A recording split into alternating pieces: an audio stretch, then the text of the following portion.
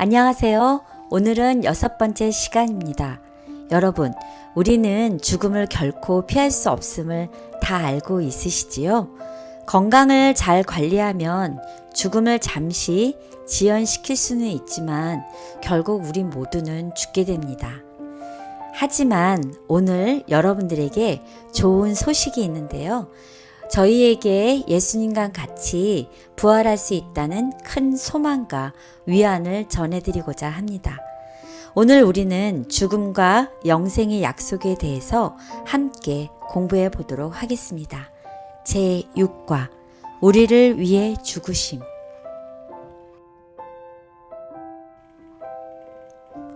안녕하세요. 안녕하십니까? 네, 오늘은 6번째 시간입니다. 예, 6번째 시간 제목이 무엇인가요? 우리를 위해 죽음. 예, 누가 우리를 위해서 죽을 수 있을까요? 예수님이요. 예, 예수님이죠. 우리를 위해서 죽으신 예수 그리스도에 대해서 오늘 공부하는 시간을 갖도록 하겠습니다. 그래서 우리는 지금까지 부활이라는 주제를 가지고서 공부를 했는데, 이 사과에서는 구약에 나타난 부활을 통해 나타난 소망에 대해서 공부를 했었죠. 그리고 지난 시간에는 십자가 이전의 부활 사건에 대해서 공부를 했어요. 그래서 오늘은 우리를 위해서 죽으신 예수님의 십자가에 대해서 공부를 합니다. 죽음이 있으면 그 다음에 무엇이 있나요? 부활. 예, 그래서 다음 주에는 죽음을 이기신 그리스도의 부활에 대해서 공부를 하겠고, 그 다음에 8과에서는 신약에 나타난 부활을 통해 나타난 소망에 대해서 우리 다 같이 공부를 해보도록 하겠습니다. 그래서 기억절을 우리 다 같이 보도록 하겠습니다. 모세가 광야에서 뱀을 든 것 같이 인자도 들려야 하리니 이는 그를 믿는 자마다 영생을 얻게 하려 하심이니라. 요한복음 3장 14절 15절. 네, 이 말씀은 니고데모에게 하신 말씀이세요. 니고데모가 공식적으로 예수님을 만나는 것이 꺼려서 밤에 몰래 예수님께 찾아갔을 때 예수님께서 니고데모에게 하신 말씀이에요. 그래서 이 말씀은 니고데모에게도 진리를 가르쳐줬던 것처럼 오늘 우리에게도 진리를 여러분과 저에게 예수님께서 우리에게 개인적으로 하시는 말씀입니다. 뭐라고요? 인자도 나도 예수님도 십자가에 돌아가야 된다. 그 이유는 무엇 때문에? 영생을 주기 위해서 십자가에 돌아가야 된다는 것을 말씀하신 거예요. 그래서 오늘 기억치를 꼭 기억하시면 좋겠습니다. 네, 모든 사람은 이제 사랑받기 위해 태어나기를 원하죠. 네, 당신은 사랑받기 위해 태어난 사람이죠. 예, 우리 모두는 정말 사랑받기 위해 태어난 사람들입니다. 네. 그래서 우리가 사랑받기 위해서 태어나기 전에 누군가 사랑받기 위해 태어난 사람을 위해서 희생한 사람들이 있어야지 되죠. 네. 누군가 성공하려면 그 성공한 사람을 위해서 그의 어머니가 희생이 필요하고 그 주위에 있는 사람들이 많이 도와줘야 되잖아요. 네. 마찬가지로 우리가 사랑받기에 태어나기 위해서 우리가 그런 사람이 되기 위해서 우리를 위해서 필요한 사람이 있다는 것입니다. 그 사람은 이 땅에 우리를 위해서 죽기 위해 태어난 사람입니다. 다시 좀 더 구체적으로 얘기하면 이 땅에 십자가에서 죽기 위해 태어난 사람이 있습니다. 그분이 누구일까요? 예수님이요. 예, 예수 그리스도죠. 예수 그리스도께서 우리를 위해서 우리가 사랑받기 위해 태어나기 위해서 이 땅에 십자가에서 죽기 위해 태어난 사람입니다. 따라서 오늘은 예수 그리스도의 죽음과 그 죽음이 영생의 약속이 어떤 의미를 갖는지에 대해서 살펴보도록 하겠습니다. 네, 오늘의 공부 방향입니다. 무엇이 보이시나요? 십자가요. 네, 십자가가 보이시죠? 십자가는 그리스도의 무한한 사랑과 또 사탄이 끝없는 이기심이 대결되는 곳입니다. 정말 그리스도의 끝없는 무조건적인 사랑과 사탄이 끝없는 이기심이 이렇게 만날 수 있을까요? 평행선이죠. 평행선이죠. 네. 결코 공유할 수가 없는, 네. 결코 만날 수가 없는 평행선을 달리고 있는 곳이 십자가입니다. 그곳에서 전쟁이 일어났어요. 근데 그 전쟁에서 누가 이겼습니까? 예수님. 예수님이 이겼죠. 그래서 그 상황을 보면 그리스도께서 인류를 위한 대속물로서 겸손히 자신을 바치고 있었던 그 순간에 평행선을 달린 사탄은 이기적으로 예수님을 괴로움과 고통으로 에워싸고 있었던 그 시점이었습니다. 그리스도께서 하나님이셨지만 자기를 낮추시고 인성을 취하시고 사단의 품성과 정반대되는 품성을 나타내셨습니다. 따라서 우리 한번 그 대조를 한번 보겠습니다. 예수님과 사탄의 대조를 보겠습니다. 예수님께서는 그리스도께서는 자기를 낮추시고 인성을 취하심으로써 사단의 품성과 정반되는 품성을 드러내셨다. 거기에 반해서 사탄은요. 루시퍼는 하늘에서 첫째가 되기를 원했다. 그리고 예수님께서는 예수님은 굴욕의 길에서 한층 더 밑으로 내려가셨다. 사람의 모양으로 나타나셨음에 자기를 낮추시고 죽기까지 복종하셨으니 곧 십자가에 죽으심이라. 이런 놀라운 사랑에 대해서 하나님의 무한한 사랑에 대해서 사탄은 어떻게 했을까요? 천사들을 속이고 또 사람들을 속였다. 처음부터 계속해서 속였던 그 이야기입니다. 그래서 십자가에서 모든 우주가 알 수 있도록 폭로가 되었습니다. 또한 예수님께서는요. 그리스도께서는 근본 하나님의 본체시나 하나님과 동등됨을 취할 것으로 여기지 아니하시고 오히려 자기를 비어 종의 형체를 가져 사람들과 같이 되셨다. 하지만 사탄은요. 루시퍼는 내가 하나님의 무별 위에 나의 보좌를 높이리라.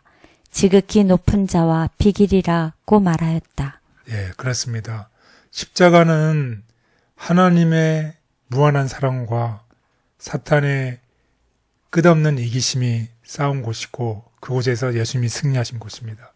마찬가지로 우리들에게도 예수님을 닮은 마음이 있어요. 또 이 세상을 쫓아가는 마음이 있어요.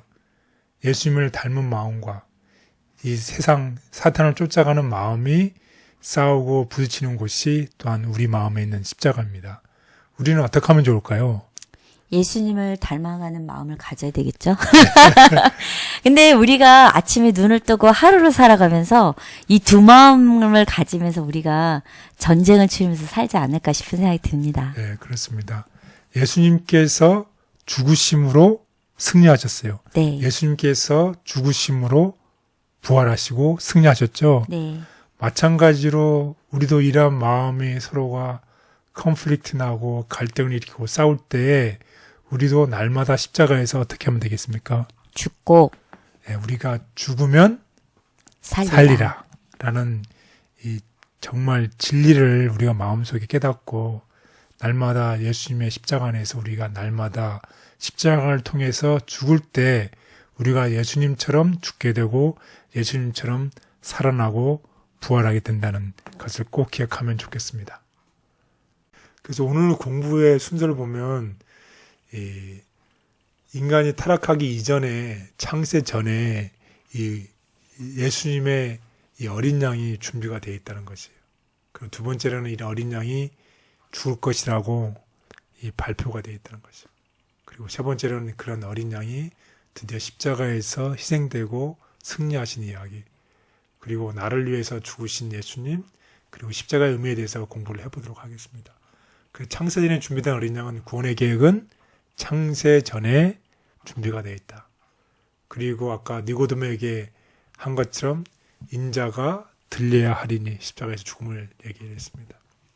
그리고 십자가에서 예수님께서 다 이루었다고 승리하신 예수님, 그리고 나를 위해서 희생제물로서 내 대신 자신을 내어주신 예수님, 그리고 십자가의 의미는 우리를 구원하는 강력한 구원의 표라는 것을 공부해 보도록 하겠습니다.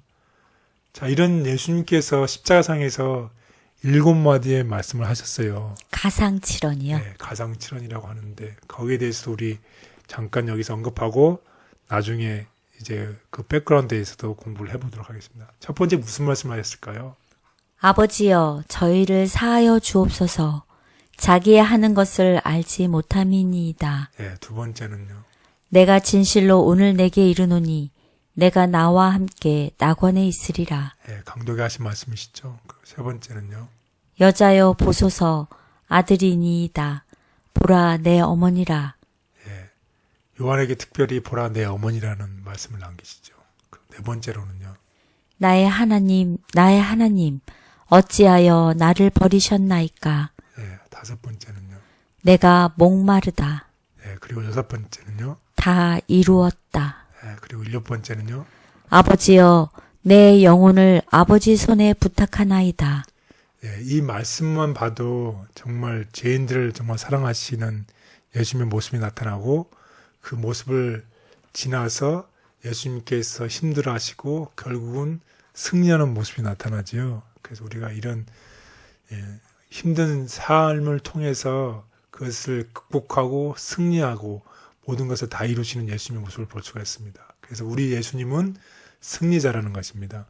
이런 승리자 되신 예수 그리스도가 중요한 이유는 우리의 삶 속에서도 우리가 힘들고 어려운 삶을 통해서 우리가 낮아질 대로 낮아지고 힘들어지고 심지어 죽기까지 하지만 그 죽음을 통해서 부활을 통해서 승리자가 되신 예수님처럼 우리도 낮아지고 힘들어지지만 승리자 예수님처럼 우리도 뭐가 될 수 있다?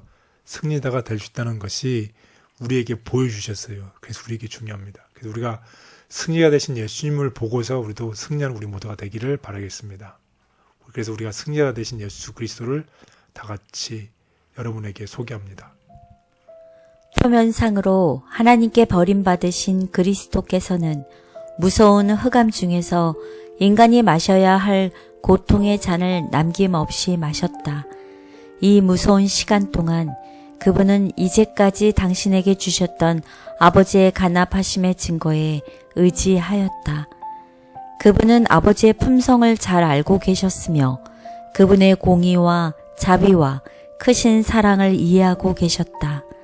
그분은 항상 기쁨으로 즐겨 순종하였던 하나님을 믿음으로 의지하셨다.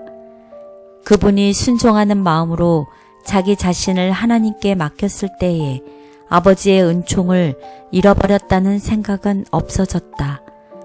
믿음으로 그리스도께서는 승리자가 되셨다. 아멘.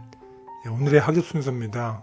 창세 때로부터 창세 전에 준비된 예수 그리스도에 대해서 공부를 하겠고, 두 번째는 그런 예수님이 십자가에서 돌아간다는 십자가의 사문에 대해서 공부를 하겠고, 세 번째는 십자가에서 다 이루었다는 예수님의 승리에 대해서 공부를 하겠습니다. 그리고 네 번째는 우리를 위해서 죽으신 예수 그리스도, 마지막 날에는 십자가의 의미에 대해서 우리 공부하는 시간을 갖도록 하겠습니다. 첫째 날, 창세 때부터. 네, 첫째 날 창세 때부터 부제목을 좀 더 설명을 해보면 창세 전에 미리 준비된 어린 양, 이런 제목을 붙여봤습니다. 그래서 특별히 이 창세 때부터 죽음을 당한 그리스도라고 이 새 번역 계시록 13장 8절에는 번역이 되어 있습니다. 한번 다 같이 보겠습니다. 창세 때부터 죽임을 당한 그리스도. 그러므로 땅 위에 사는 사람 가운데서 창세 때부터 죽임을 당한 그 어린 양의 생명책에 기록되어 있지 않은 사람은 모두 그에게 경배할 것입니다. 예.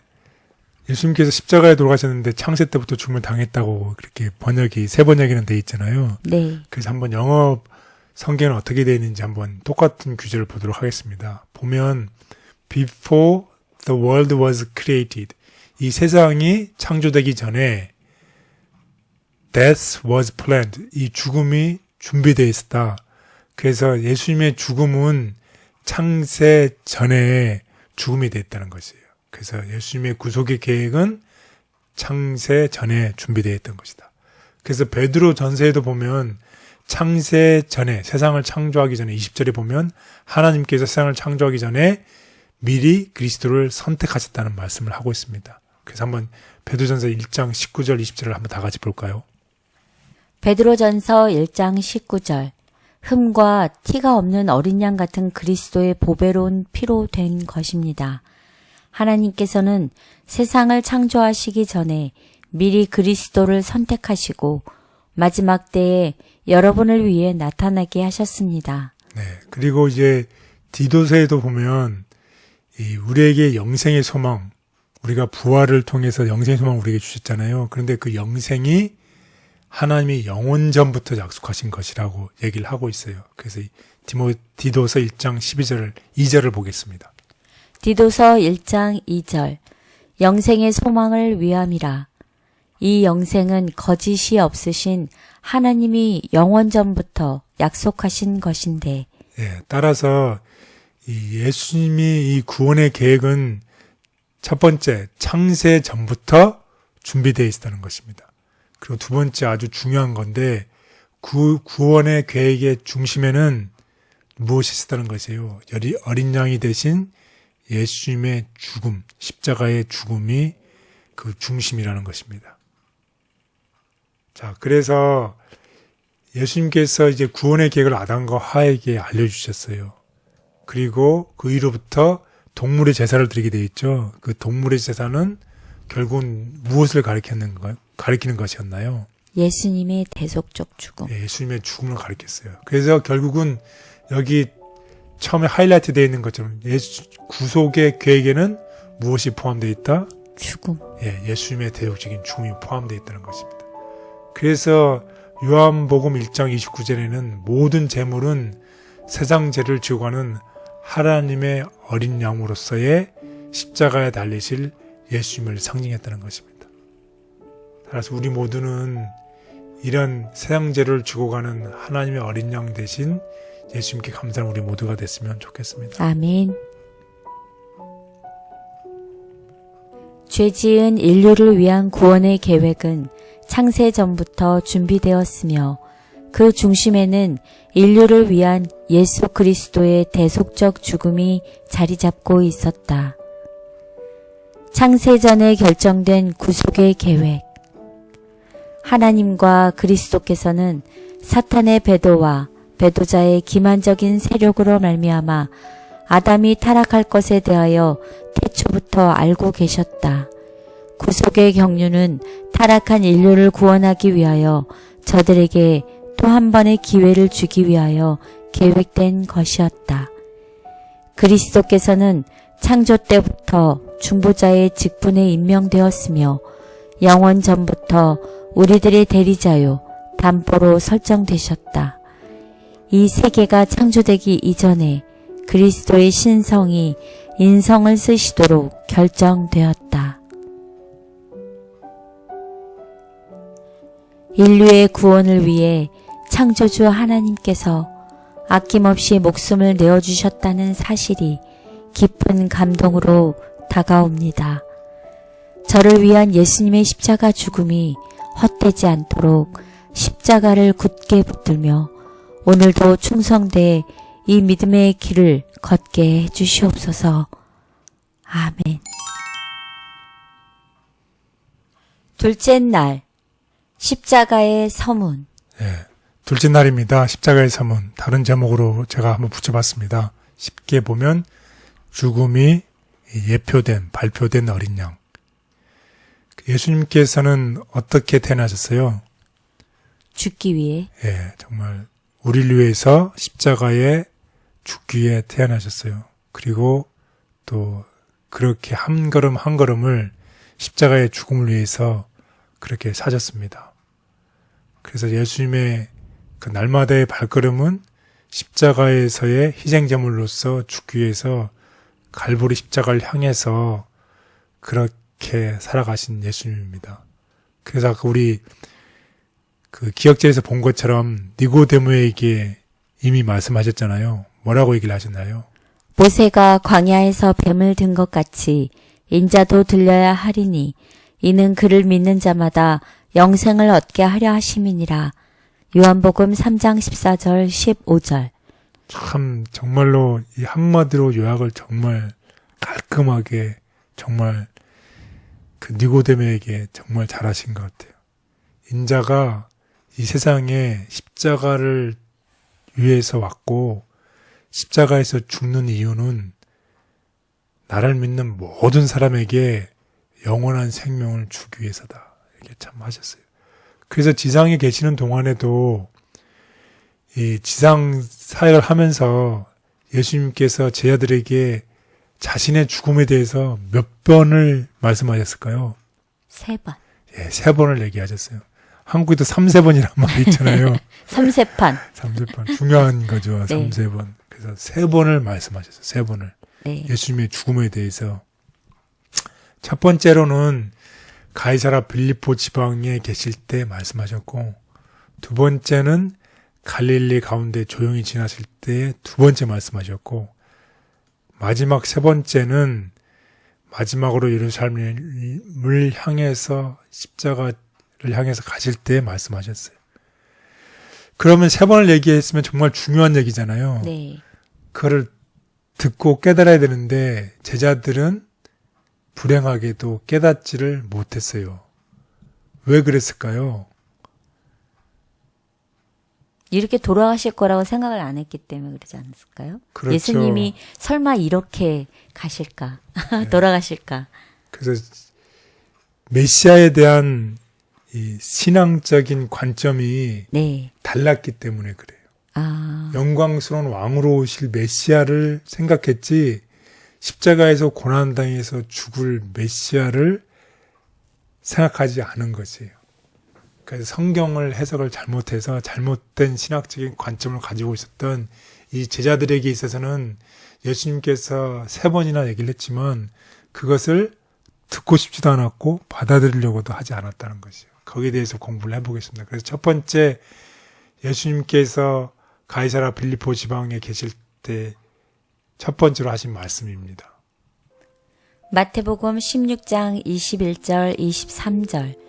이때로부터 예수 그리스도께서 자기가 예루살렘에 올라가 장로들과 대제사장들과 서기관들에게 많은 고난을 받고 죽임을 당하고 제3일에 살아나야 할 것을 제자들에게 비로소 나타내시니 베드로가 예수를 붙들고 항변하여 이르되 주여 그리 마옵소서 이 일이 결코 주께 미치지 아니하리이다. 예수께서 돌이키시며 베드로에게 이르시되 사탄아 내 뒤로 물러가라. 너는 나를 넘어지게 하는 자로다. 내가 하나님의 일을 생각하지 아니하고 도리어 사람의 일을 생각하는도다 하시고. 예수님께서 이 구원의 계획이 언제부터 세워놓으셨다고요? 전에. 창세 전부터. 그렇게 잘 계획된 이런 플랜을 통해서 예수님께서 그 일을 위해서 오셨는데 그 일을 누가 방해하려고 하는 거예요? 사탄 말고 여기 보면 22절에 보면 누가 베드로가 네. 베드로가 그 일을 항변하는 거죠. 그렇게 하지 마세요. 이렇게. 창세전에 준비된 그 일을 방해하려고 하는 거죠. 그냥 사단의 일을 하고 있는 것이죠. 안타까워서 그러지 않았을까요? 예수님 같이 그러니까 이제 이렇게 예수님에 대한 메시아에 대한 생각이 잘못 공부하고 잘못 이해를 하고 있었다는 것이죠. 네. 그리고 우리도 예수님에 대해서 잘못 이해하고 있고 성경을 잘못 해석하면 베드로처럼 이렇게 할 수 있다는 것을 참 두렵습니다. 그래서 우리가 열심히 공부해서 정말 올바른 신학적 관점과 올바른 성경 해석을 하면 우리 모두가 됐으면 좋겠습니다.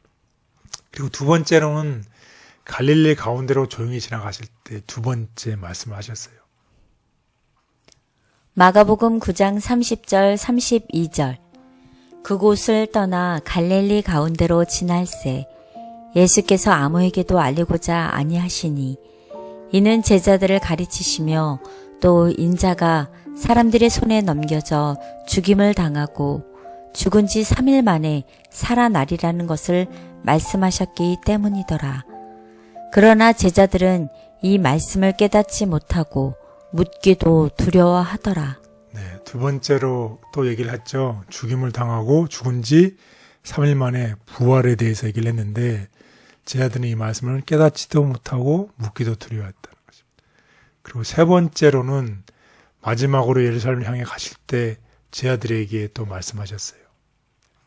누가복음 18장 31절 34절. 예수께서 12 제자들을 데리시고 이르시되 보라 우리가 예루살렘으로 올라가노니 선지자들을 통하여 기록된 모든 것이 인자에게 응하리라.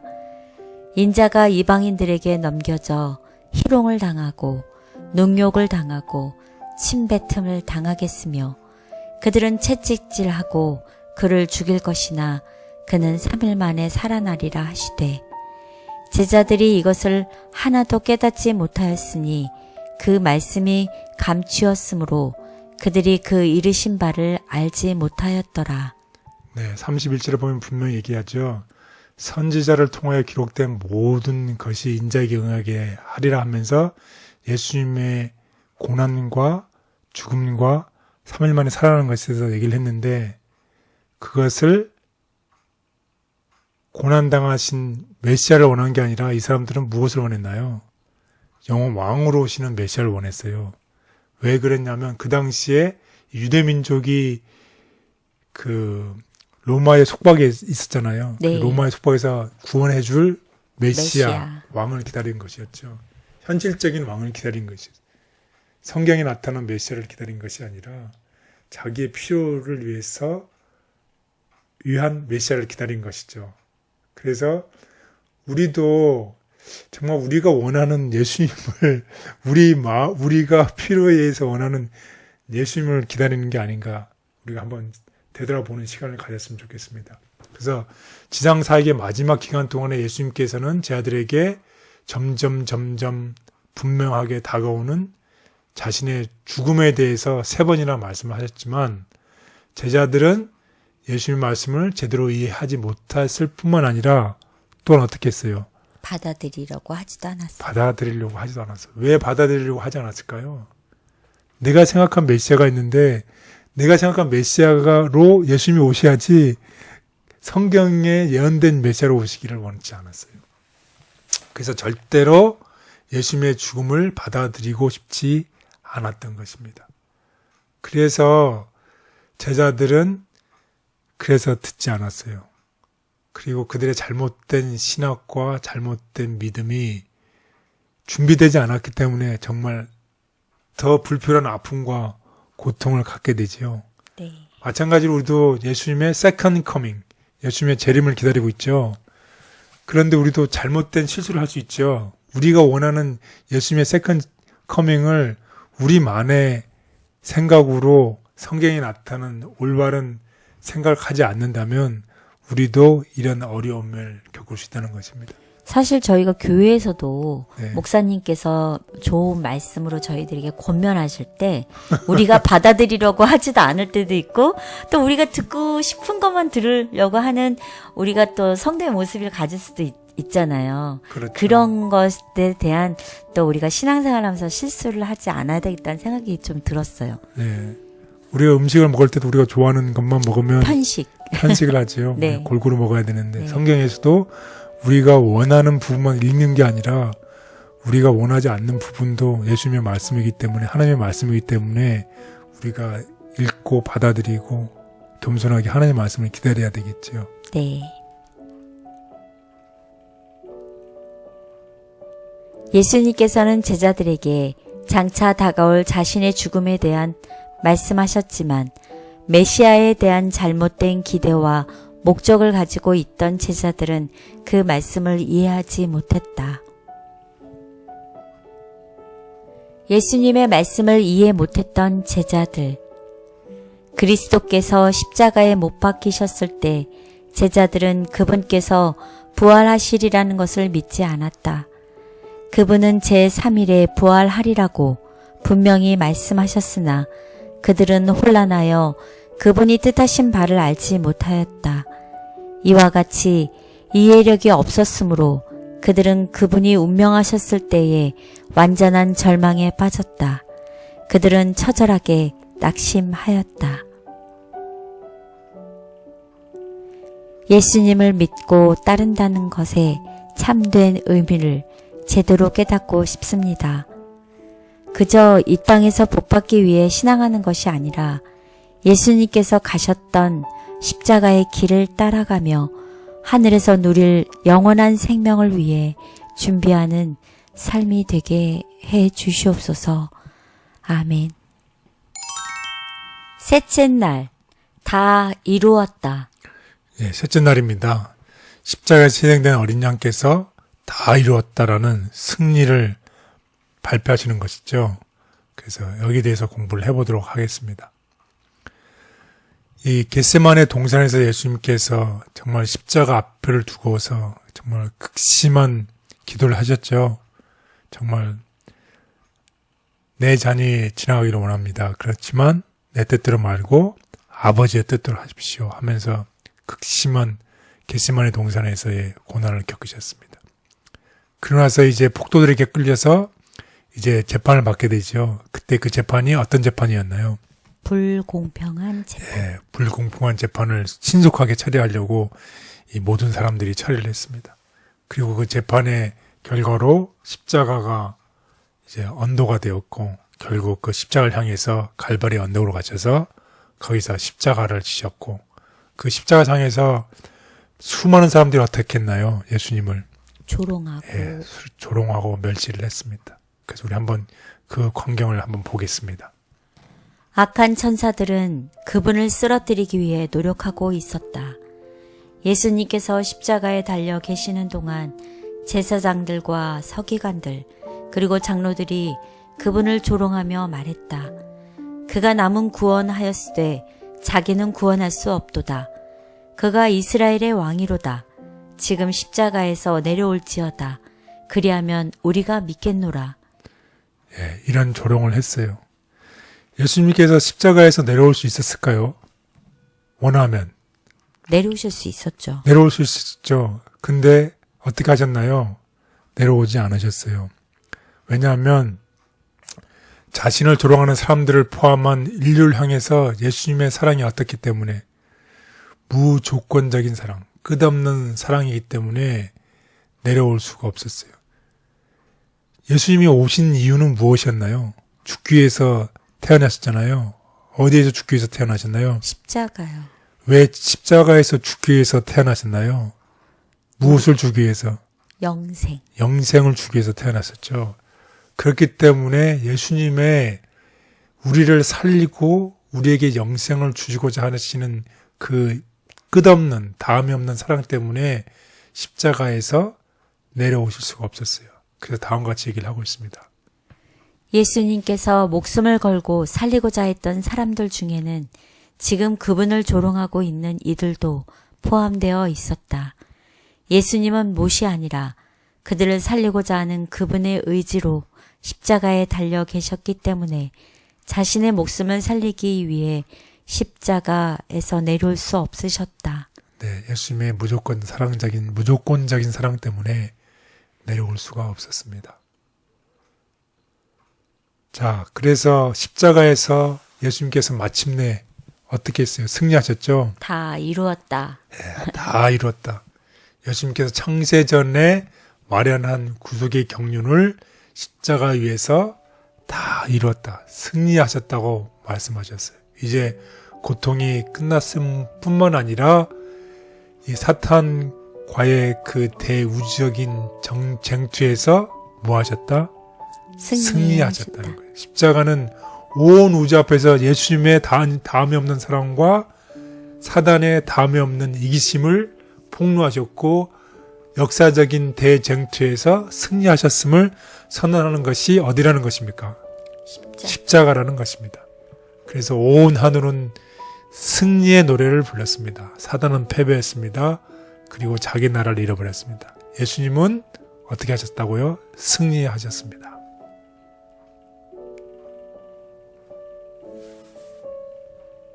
예수님께서는 가장 치욕적인 죽음을 통해 사탄을 물리치시고 우리를 위한 구원을 완성하셨다.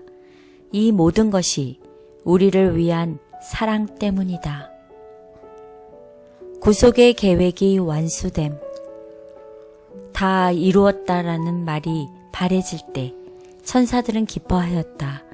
그리스도의 죽음에 의존된 구속의 위대한 계획은 그 마지막 단계까지 수행되었다.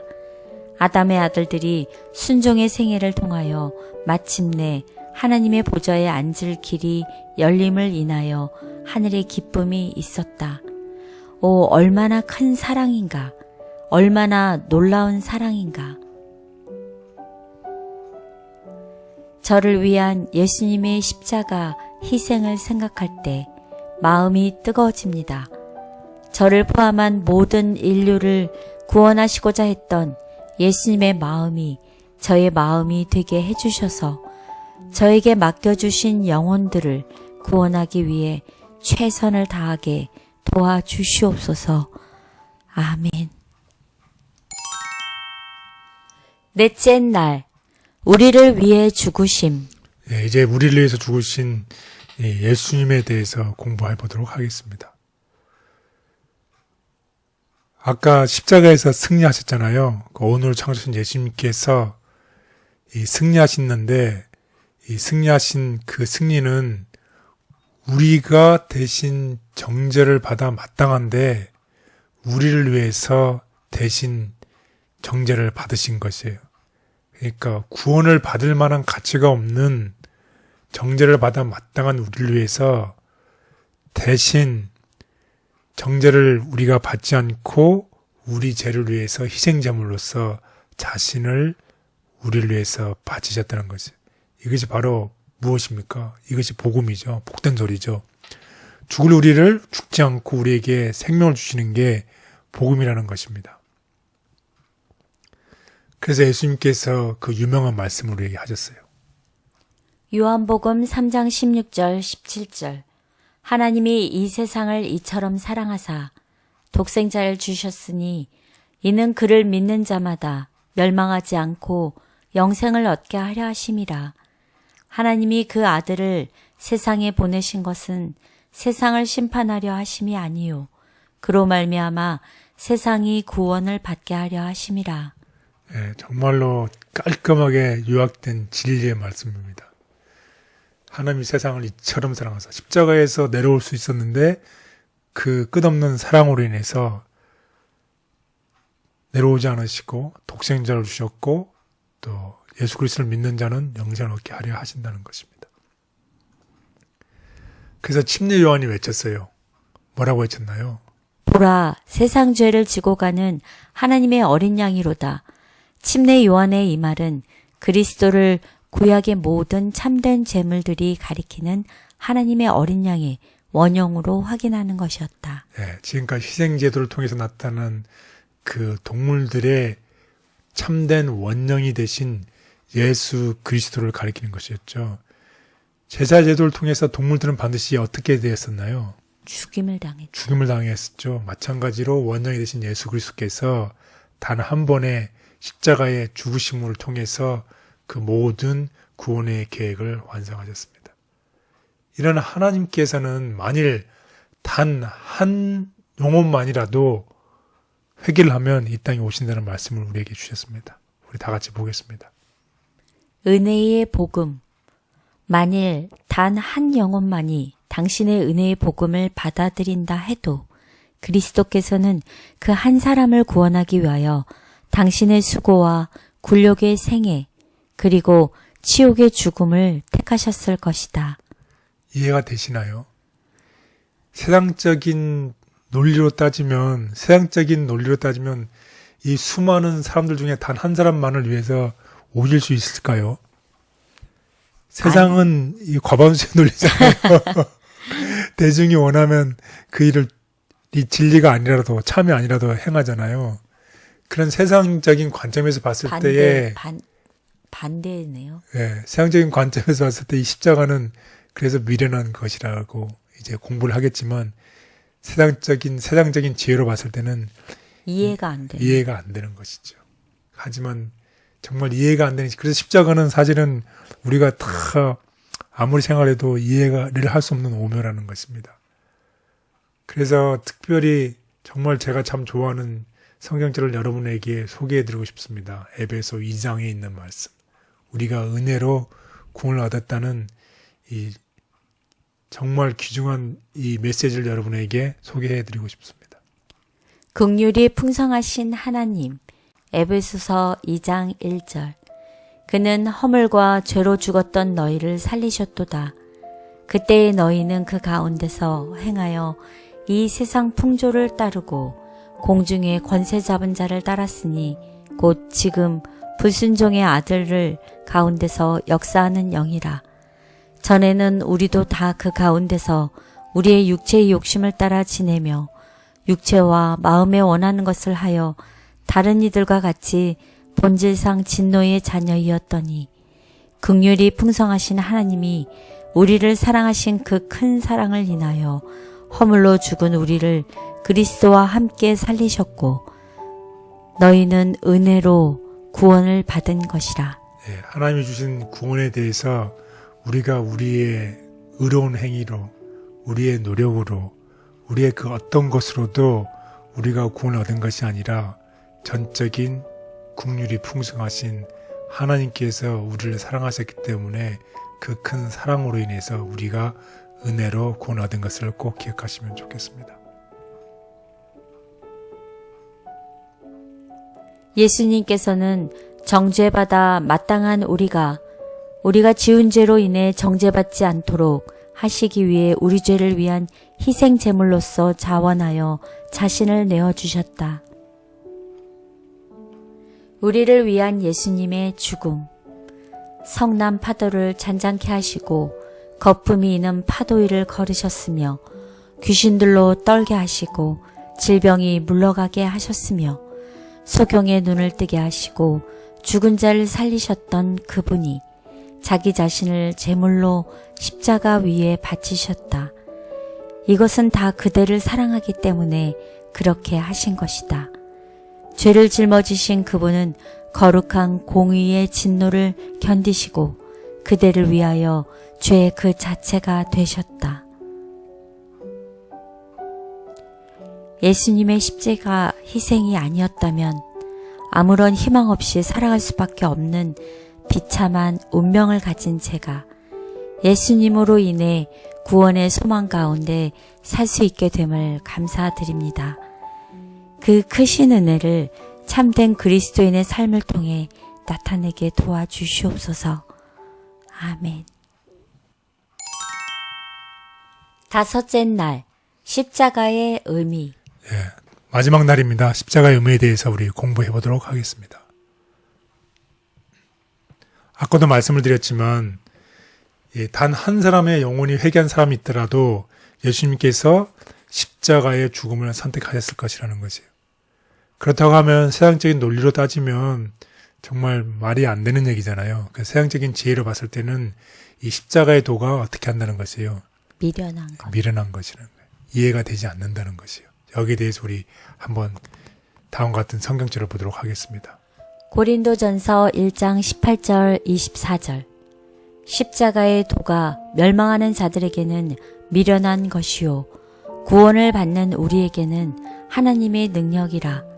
기록된 바 내가 지혜 있는 자들의 지혜를 멸하고 총명한 자들의 총명을 폐하리라 하였으니 지혜 있는 자가 어디 있느냐 선비가 어디 있느냐 이 세대의 변론가가 어디 있느냐 하나님께서 이 세상의 지혜를 미련하게 하신 것이 아니냐. 하나님의 지혜에 있어서는 이 세상이 자기 지혜로 하나님을 알지 못하므로 하나님께서 전도에 미련한 것으로 믿는 자들을 구원하시기를 기뻐하셨도다. 유대인은 표적을 구하고 헬라인은 지혜를 찾으나 우리는 십자가에 못 박힌 그리스도를 전하니 유대인에게는 꺼리끼는 것이요 이방인에게는 미련한 것이로되 오직 부르심을 받는 자들에게는 유대인이나 헬라인이나 그리스도는 하나님의 능력이요 하나님의 지혜니라. 아멘.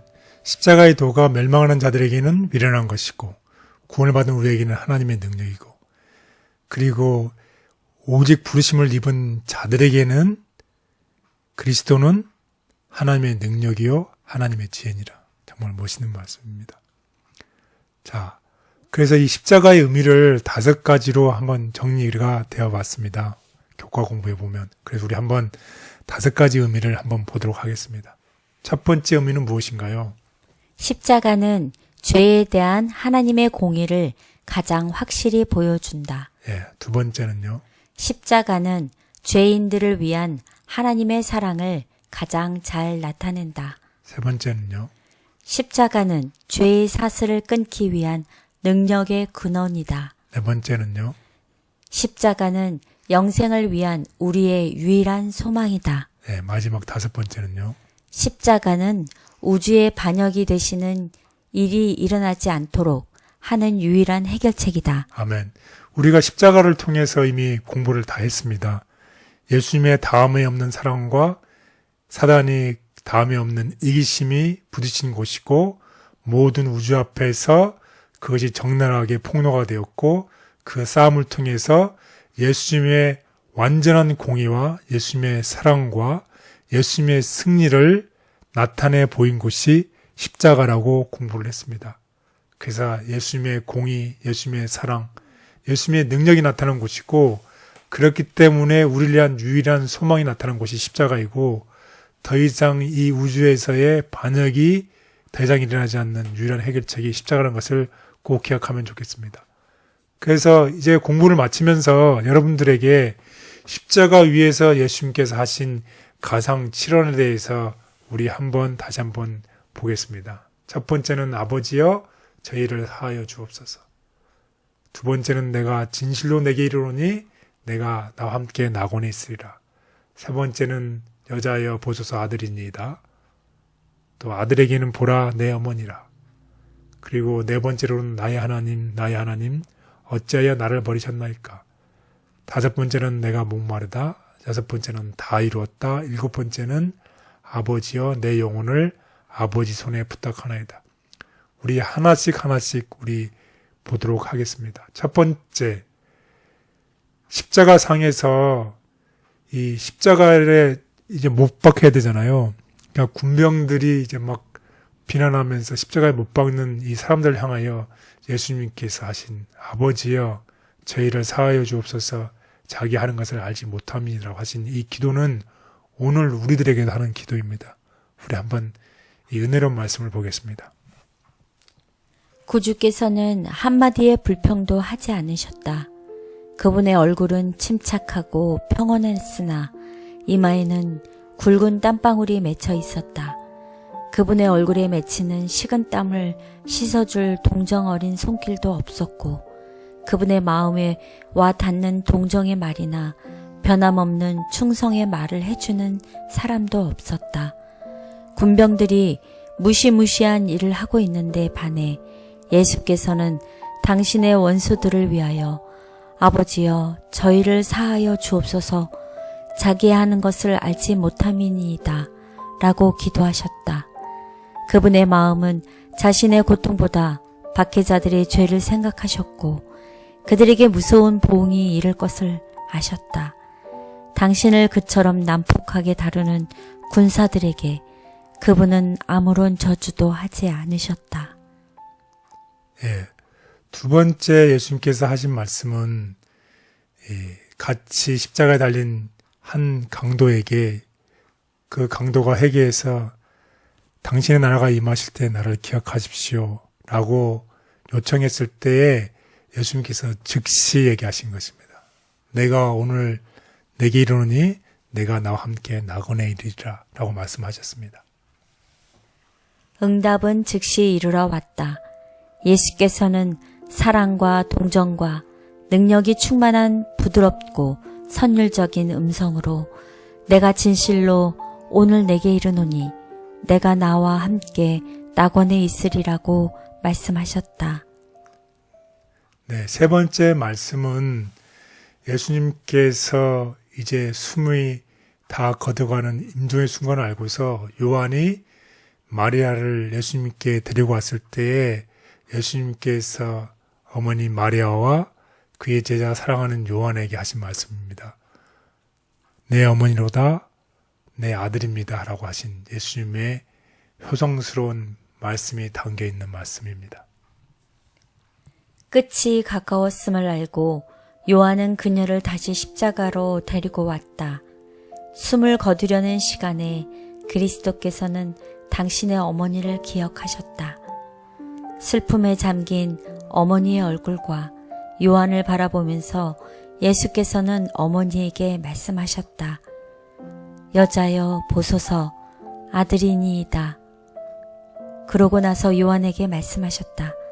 보라 내 어머니라. 요한은 그리스도의 말씀을 깨달았으며 그 위탁을 받아들였다. 이제 그분은 마지막 고통 중에서도 슬퍼하는 홀 어머니를 위하여 필요한 준비를 잊지 않으신다. 예, 네 번째입니다. 네 번째는 예수님께서 나의 하나님 어찌하여 나를 버리셨나이까는 그 어둠 속에 갇혀있는 예수님께서 그 성남 번갯불이 공격하는 것처럼 보일 때에 말씀하신 예수님의 말씀입니다. 제9시에는 어둠이 백성들에게서는 거쳤으나 아직도 구주를 덮고 있었다. 그것은 그분의 마음을 억누르고 있는 고민과 공포의 상징이었다. 어떤 사람의 눈도 십자가를 둘러있는 그 어둠을 꿰뚫어 볼 수 없었으며 고통당하는 그리스도의 영혼을 싸고 있는 짙은 어둠을 뚫어볼 수 없었다. 성남 번갯불이 십자가에 달려있는 그분을 맹렬히 공격하는 것처럼 보였다. 그때에 예수께서 크게 소리질러 가라사대 엘리 엘리 라마 사막다니 나의 하나님 어찌하여 나를 버리셨나이까 라고 하셨다. 네, 다섯 번째는 예수님께서 내가 목마르다 라고 얘기를 하셨어요. 육체적인 큰 고통을 느끼시고 내가 목마르다 하신 예수님의 말씀입니다. 억눌렸던 그리스도의 정신으로부터 어둠이 거쳤을 때에 그분은 다시 육체적 고통을 느끼고 내가 목마르다고 말씀하셨다. 네. 그리고 여섯 번째는 십자가에서 승리를 이루신 예수님께서 말씀하신 것입니다. 뭐라고 하셨나요? 다 이루었다고 말씀하셨습니다. 갑자기 어둠이 십자가에서 거쳤다. 그때 예수께서는 삼나 만상을 울리는 듯한 나팔 소리 같은 맑은 음조로 다 이루었다. 네. 그리고 일곱 번째는 아버지여 내 영혼을 아버지 손에 의탁하나이다라고 하면서 운명하셨죠. 아버지여 내 영혼을 아버지 손에 부탁하나이다 라고 부르짖으셨다. 한 줄기 빛이 십자가를 둘렀으며 구주의 얼굴은 해와 같은 영광으로 빛났다. 그러고 나서 예수께서는 머리를 가슴 위로 떨구고 운명하셨다.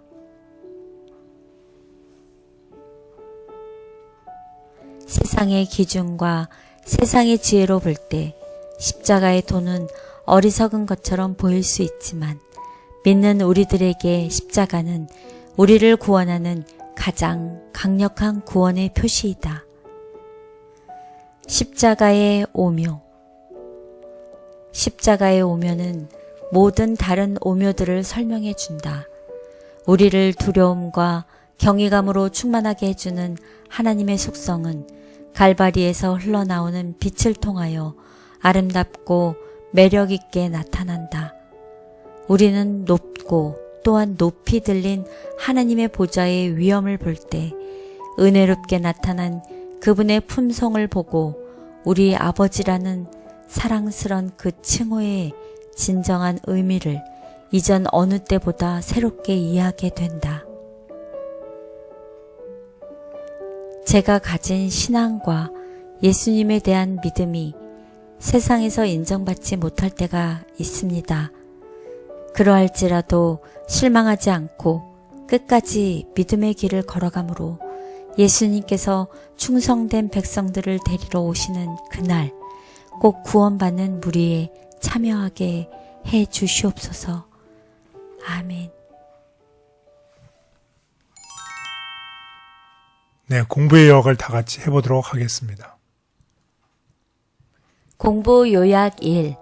우리에게 가장 큰 소망의 기별이 되는 예수님의 부활에 앞서 예수님께서는 죽으셔야 했습니다. 그 죽음을 통해서만 우리를 구원하실 수 있었기 때문입니다. 공부 요약 2. 우리를 향한 무한한 사랑이 동기가 된 예수님의 죽음은 우리 스스로 결코 이룰 수 없는 엄청난 일을 이루었으며 그렇기 때문에 십자가는 우리를 구원하는 가장 강력한 표시가 됩니다. 감사합니다. 십자가를 통해 나타난 예수님의 온전한 희생에 진심으로 감사드리는 시간이었습니다.